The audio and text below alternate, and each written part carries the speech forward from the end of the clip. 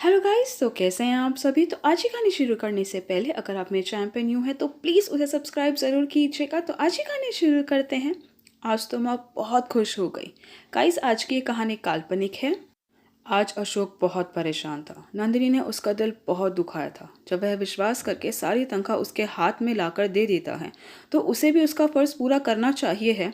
क्या मेरी माँ की जगह उसकी अपनी माँ होती तब भी वह यही कहती कि कौन सी तुम्हारी लाखों की आमदनी है जो बचत होगी। 15 साल हो गए हैं उनकी शादी को 3 साल ही हुए थे कि अशोक के पिता चल बसे। जब अशोक का बेटा 1 साल का ही था, कुछ महीने बाद ही माँ ने अशोक से कहकर सारा हिसाब रखने की जिम्मेदारी नंदिनी को दे दी थी। और माँ ने कहा, बेटा अब से तनख्वाह बहू के हाथ में दे देना, वह सब देखेगी। पर घर के काम की जिम्मेदारी माँ ने नहीं छोड़ी। सारा चूल्हा चौका दूध लाना, पूरा दिन काम में लगी रहती। अब बच्चे बड़े हो गए थे। बेटा 13 साल का और एक बेटी भी हो चुकी थी जो अब 9 साल की हो चुकी थी। अब माँ का शरीर कमजोर होता जा रहा था। घुटने जवाब देने लगे थे। नंदिनी को कितनी बार कहा, माँ से अब काम नहीं होता, अपनी गृहस्थी खुद संभालो, माँ को थोड़ा दूध घी खाने को दिया करो। पर उसका तो यही जवाब होता, इतने पैसों में रोटी खाने को मिल जाए, क्या वह कम बात है। पिछले 4 महीने से तो माँ बिल्कुल बिस्तर के लग गई। डॉक्टर ने कहा घुटने खराब है, बदलने पड़ेंगे। बहुत महंगा इलाज था। सोचा कुछ महीनों में पैसों का इंतज़ाम कर लूँगा। बहुत कोशिश कर रहा था पर पैसों का इंतज़ाम नहीं हो पा रहा था। माँ बोली, बेटा पूरा दिन लेटे लेटे कमर दुखने लगती है, रैशेस भी होने लगे हैं। तो सोचा चलो इतने एक व्हीलचेयर ही ला देता हूँ। उस पर बैठकर माँ कम से कम कुछ देर आंगन में बैठ जाएगी। आस पड़ोस के लोग दिखेंगे, बोलेंगे तो कुछ समय भी कट जाया करेगा। सब खाएंगे तो माँ को भी मिल जाया करेगा। 4,000 रुपये जोड़ लिए थे ओवर टाइम करके, अलमारी में अलग से रखा था।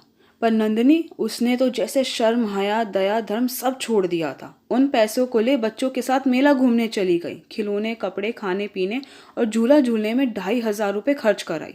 जब मैंने पूछा तो रोने लगी। हाँ, मेरा तो कोई हक ही नहीं है इस घर में, मुझे तो घर का काम करने के लिए लाए थे। खाना पीना छोड़कर बैठ गई।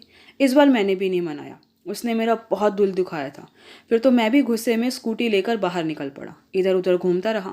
फिर एक शांत जगह जाकर बैठ गया। पर मन में तूफान मचा था। क्या करूं माँ के लिए। एकदम दिमाग में कुछ आया तो स्कूटी उठा मैकेनिक के पास गया और पूछा, यह स्कूटी कितने में लोगे। तो वह देखकर बोला, भैया कई साल पुरानी है, 12,000 से ज़्यादा नहीं दे पाऊंगा। तो अशोक ने कहा, ठीक है भाई दे दो। तभी वहाँ उसने एक व्हीलचेयर देखी तो उसने पूछा, यह कितने की लाए थे भैया।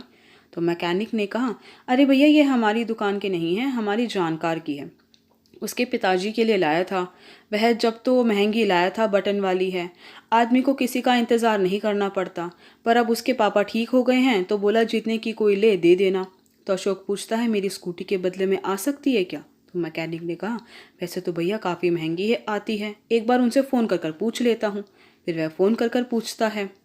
फिर मैकेनिक कहता है, हाँ भैया ले जाओ। तो अशोक ने कहा, ठीक है भैया। वह रिक्शा में व्हीलचेयर रख कर घर ले आता है और फिर अपनी माँ के पास ले जाता है। कहता है, माँ देखो मैं आपके लिए क्या लाया हूँ, इस पर बैठो।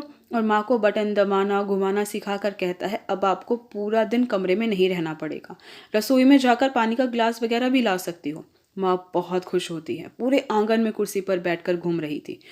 पत्नी एक कोने में खड़ी देख रही थी। फिर माँ कुछ देर बाद अपने कमरे में चली गई। नंदिनी ने पूछा, इतने पैसे कहाँ से लाए। तो अशोक ने कहा, पापा की दिलाई स्कूटी आज माँ के काम आ गई, अब इसमें तो तुम्हें कोई दिक्कत नहीं होनी चाहिए है ना। और यह सब सुनकर नंदिनी के शर्म के मारे आंखें झुक जाती हैं।